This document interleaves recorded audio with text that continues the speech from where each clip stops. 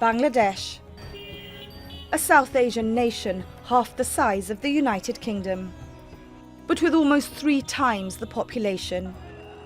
More than 160 million people live here. For years, this was one of the poorest places on earth, with more than 80% of people living below the poverty line. But in recent times, Bangladesh has been booming, and the lives of millions have improved.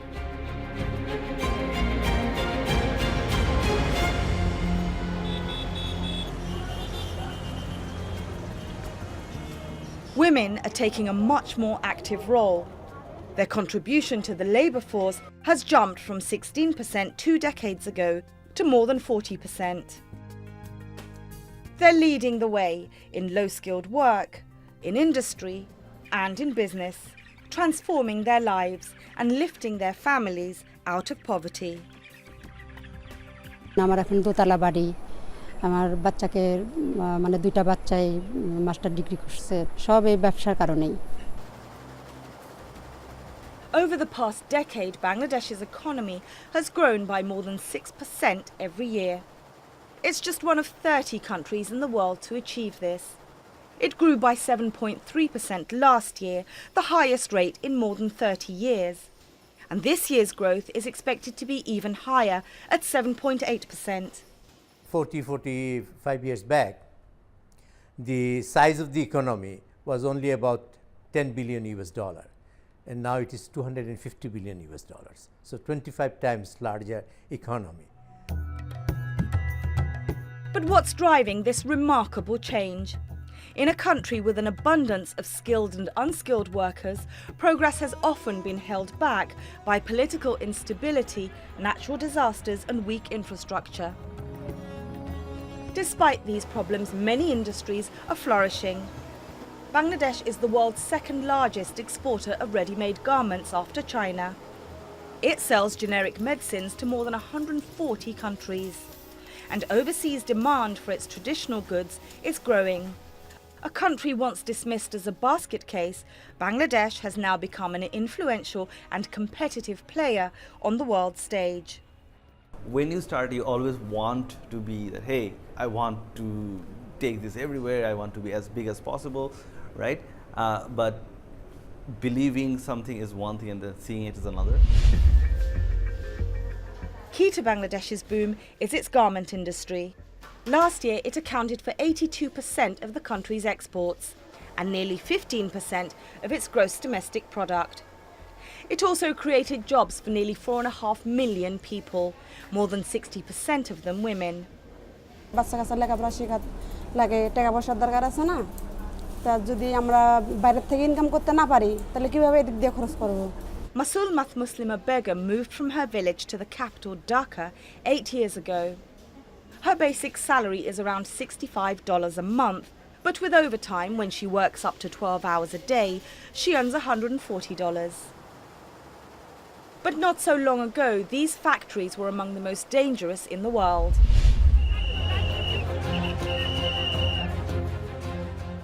In 2013, the Rana Plaza complex, housing several factories, collapsed.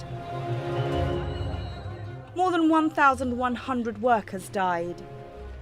The international outcry was intense, and nearly 800 factories were shut down. Rana Plaza was a wake-up call for us, and after Rana Plaza, we learned a lot of things. A wide range of health and safety measures came into effect in thousands of factories supplying Western retailers. One of them is the factory where Masulmath works. আমাদের ফ্যাক্টরিতে ফায়ারের ব্যাপারে সবকিছুই সরঞ্জাম আছে এখানে training দেওয়া আছে ট্রেনিং দিয়ে একটা টিম গঠন করা আছে যখন কোনো দুর্ঘটনা ঘটবে তারা কাজ করবে After the collapse of Rana Plaza, the garments industry, unions and Western buyers signed several safety agreements. But the deals were only for 5 years, and unions are concerned the factories will once again become unsafe. Total আমরা যদি inspection বলি এবং তাদের যে ত্রুটিগুলা সেই ত্রুটিগুলা চিহ্নিতকরণ বলি এবং তারপরে সেগুলাকে রিমিডিয়েশন করার কথা বলি তাইলে আমি আইএলও যেটা স্ট্যাটিস্টিক্স দিছে যে 15% 15% হ্যাঁ আমি এই স্ট্যাটিস্টিক্সের সাথে একমত। Many smaller factories on the outskirts of Dhaka are still believed to be dangerous. TRT World obtained footage from several factories that appear to confirm this. আগুন লাগলে নিবানোর কোনো ফ্যাসিলিটি নাই, যদি কারেন্টে কোনো সমস্যা হয় সেটার কোনো ব্যবস্থা নাই, এ নিয়েই আমরা কাজ করতেছি। It's not known how many people work at places like this, but the manager here admitted his goods are sold to European countries. আমরা স্পেন, লন্ডন, আপনার লেবানন এর বিশ্বের বিভিন্ন দেশে আমরা প্রোডাক্ট করে থাকি। Industry leaders deny the dangers. If you want to do any subcontract to any other factories, that factory has to be compliant. And if you do unauthorized subcontract, then that brand will discard the business for lifetime. Despite the controversies, garment production remains Bangladesh's biggest earner. It brought in more than $28 billion in revenues last year. But for many people, factory work is not an option. 62% of Bangladeshis live in rural areas and often have to find other ways to earn a living. Shamima Sultana is one of millions of Bangladeshi women born without assets who do not qualify for a bank loan. She'd always dreamed of starting her own poultry business, but 23 years ago all she had in savings was $60. অনেক ব্যাংকে আমি মানে ঋণের জন্য অনেকবার ধর্ণা দিচ্ছি, কিন্তু ঋণ পাই নাই।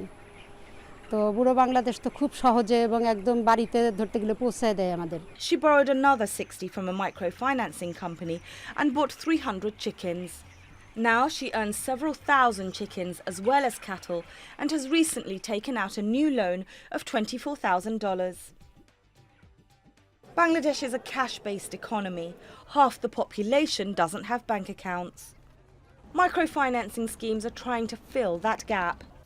They're aimed mainly at women and charge 19 to 27% interest, compared with 12 to 16% charged by most commercial banks. The rates are capped by the government and lenders have been tightly regulated since 2011. The entire spreadsheets, everything is monitored very strictly by our internal audit department, by MRA audits, by Bangladesh Bank audits. Microfinance was pioneered in Bangladesh 40 years ago by the economist Muhammad Yunus. For his efforts, he was awarded a Nobel Peace Prize, and the concept has since been adopted all over the world. But it's also been heavily criticised. The Bangladesh-based non-governmental organisation BRAC has been lending collateral-free loans to poor landless people across the country for 3 decades. Its executives deny accusations that this is just a socially acceptable scheme to take money from the poor. If you look at the Bangladesh microfinance industry, even today, 40 years on, the microfinance sector as a whole is growing at roughly 20% annually on a very large base. The portfolio at risks are still very low and manageable. But the borrowers have at times felt under pressure. মাঝে মাঝে মনে হয় যে interest যদি আর একটু কম হতো আমাদের জন্য ভালো হতো। ঋণ দিতে না পারলে পরে ঋণ পাবো না, সামাজিকভাবে আমি সবার কাছে ছোট হব, সবাই জানবে, এটাই আমার ভয় ছিল। For others, there are alternatives. Anisa Akhtar is an info lady. She provides services, goods and advice to local women. She invested $65 in a social enterprise called iSocial and put down a deposit for a tablet and smartphone, which she uses to order products and carry out her research. গ্রামের মহিলাদের যে কিছু গোপনীয় কিছু রোগ বা তাদের কিছু যা ডাক্তারের কাছে বলতে চায় না বা বলতে পারছে না বা ফ্যামিলির কাছে শেয়ার করতে পারতেছে না, সেটা আমার কাছে অনায়াসে তারা শেয়ার করতেছে। Anisa is one of more than 400 info ladies working across Bangladesh, and iSocial wants to increase that number to 10,000 within the next few years. The enterprise has attracted attention outside Bangladesh. Haiti has adopted the model, and Nepal is planning to do the same.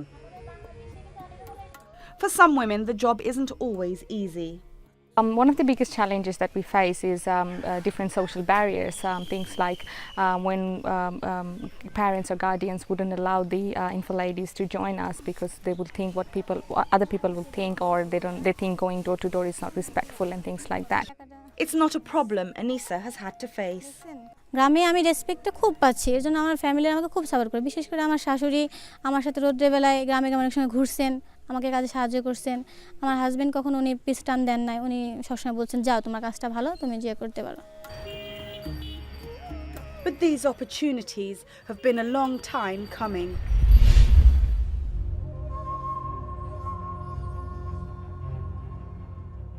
Bangladesh gained independence in 1971 following a brutal 9-month war with Pakistan.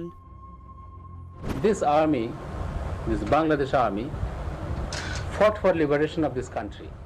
The following 2 decades of military rule did little to end poverty or bring about political stability. It left Bangladesh with no industry, foreign reserves, or modern infrastructure. To make matters worse, repeated floods and cyclones often left large parts of the low-lying country devastated. The adoption of a democratic system in 1991 paved the way for domestic and foreign investment. But successive governments have been accused of mismanagement and neglect. The governance problem is in terms of regulatory barriers, in terms of corruption, which raises transaction costs.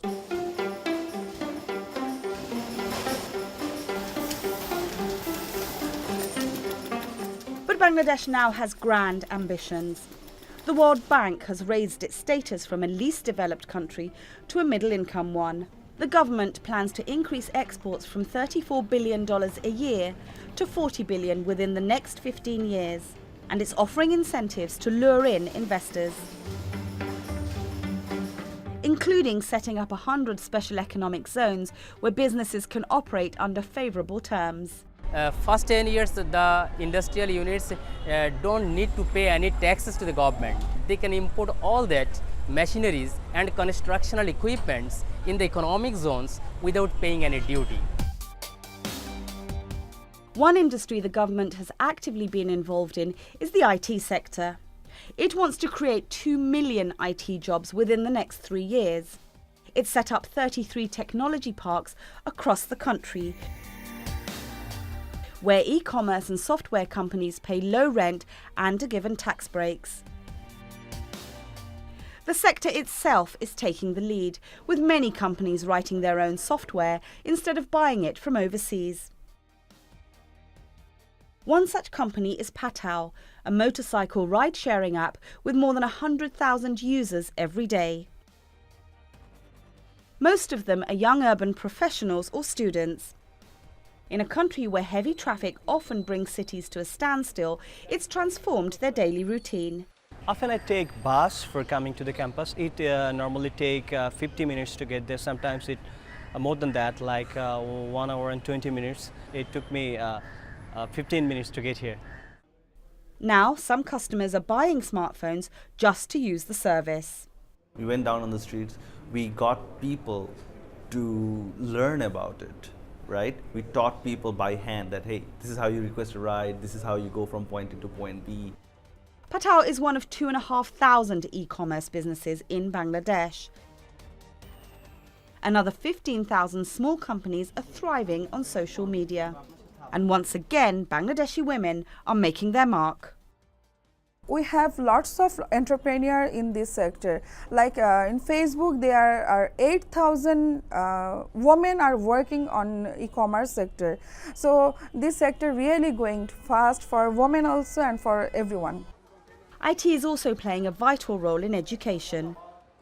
A local charity, Jago, uses video conferencing to hold classes with disadvantaged children living in rural areas. Teachers here give 2 hours of English lessons every day. We have a board, we can write whatever we want, we can share some videos if we want, we can show them some pictures if we want, we can show them some documentaries, we can show PowerPoint slides. Broadband connections are over an optical fibre, but it often cuts out. It's a common problem across Bangladesh. Only half the country has internet access and millions of people have no IT knowledge, something Jago is trying to address. These children have been learning about information technology since around the age of 7 or 8. They've been taught everything from how to identify computer parts to using search engines and writing simple programs. Some of them will go on to higher education, where they'll obtain diplomas in information technology or computer science. Like all the children in this classroom, Sonali Hussain doesn't have a computer at home, but now she feels confident using one. The world is now based on communication and technology, so it is important. Everyone should have the basic knowledge about IT because it plays a great role in our life, everyday life.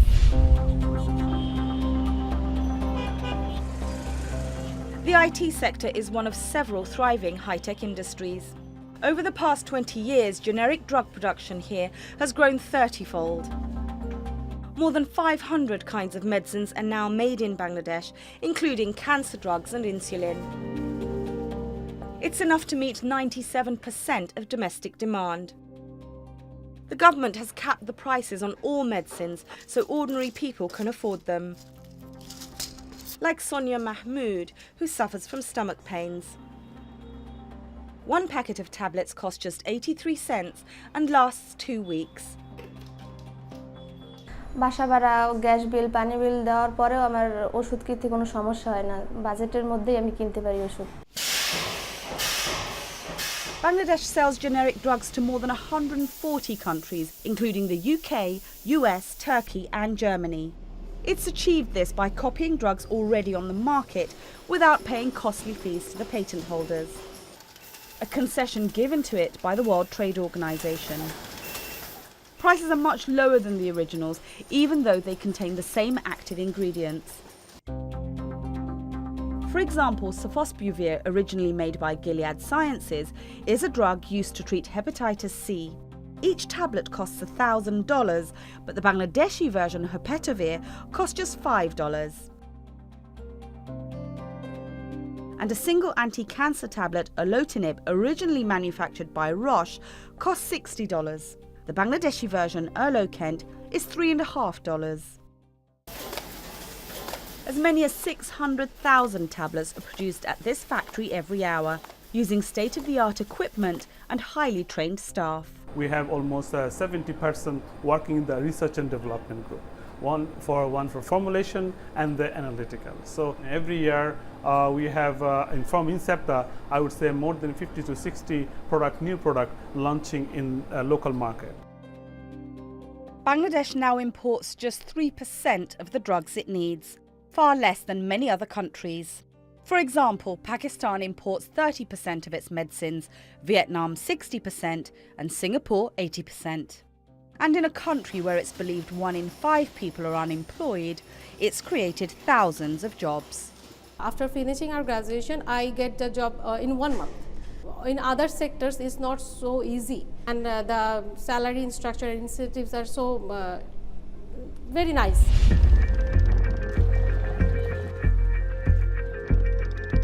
E-commerce and pharmaceuticals may be Bangladesh's future, but for now the country relies on another industry for much of its income.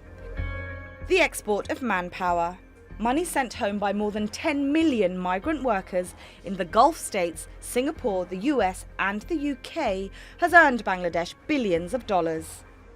It was only 49 million initially in the first decade. Now it is almost 15 billion. So that augmented domestic demand and made the wheel of the economy move faster. Another major contribution to the country's prosperity is increased rice production. Thanks to the introduction of seed fertilizer technology, Bangladesh has gone from importing this staple to exporting it.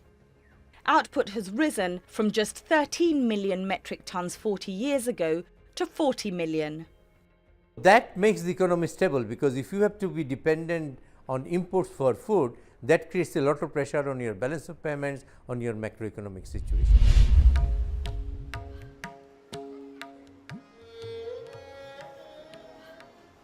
Bangladesh's economic focus isn't just on the big earners. There's also a growing demand for traditional goods that reflect the country's cultural heritage.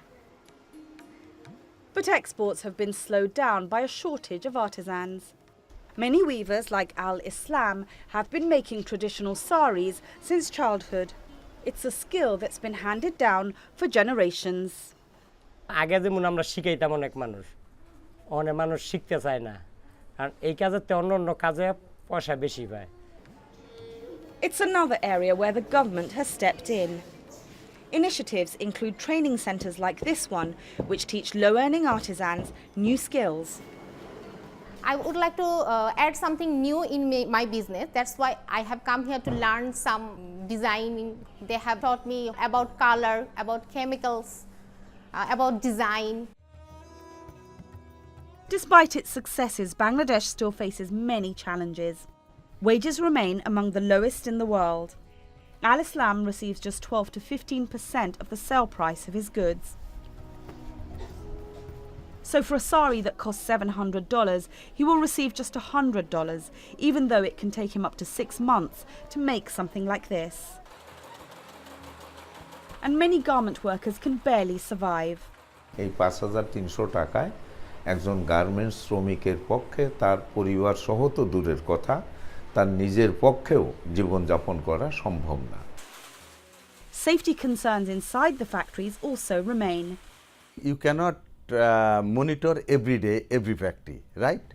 So the owner, the mid-level management and the factories people, they have to understand what they have to do. For foreign investors, there are many drawbacks. Bangladesh has suffered from political instability for decades. More recently, a severely underfunded transport and road system has led to mass student protests, and leading activists and journalists have been detained. Added to this, the recent arrival of more than 700,000 Rohingya refugees from Myanmar has put further strains on the country's resources. With elections looming, the government has pledged to address all these issues. But Bangladesh is politically divided, and many believe it won't deliver on its promises.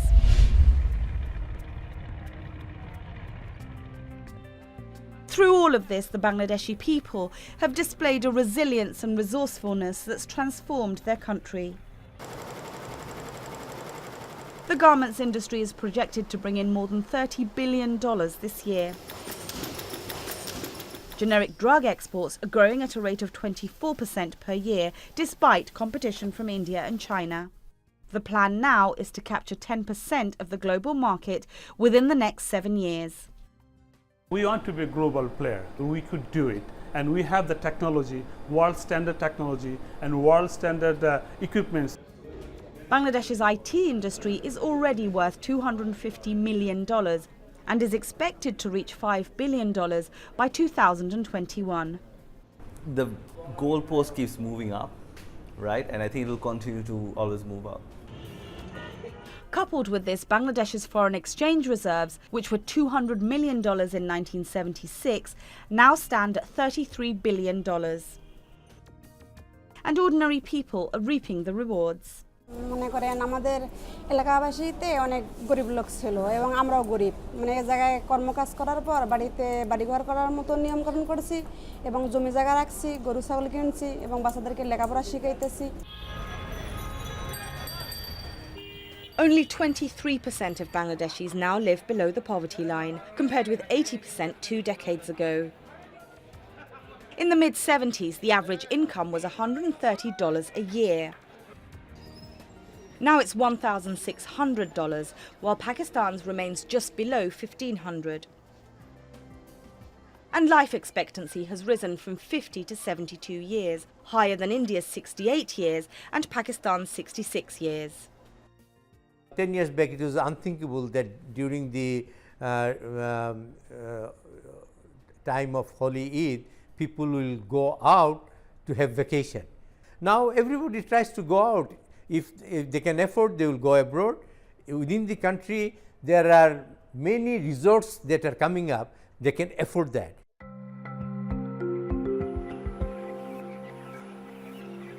For women, financial freedom has given them confidence and self-esteem. আমি চাচ্ছি আরো ভবিষ্যতে আরো সামনে যাতে যেতে পারি পুরোর কাছ থেকে আমি আরো পরবর্তীতে আরো বেশি ঋণ নিতে ইচ্ছুক It's about empowering women, it's about entrepreneurship, and it's about how they can change their lives. There's even a growing belief that Bangladesh could become the world's 23rd largest economy by 2050. It's a test case of development, meaning that if Bangladesh succeeds, then any country can succeed. It's a welcome endorsement for a country that lost everything in a devastating war less than 50 years ago.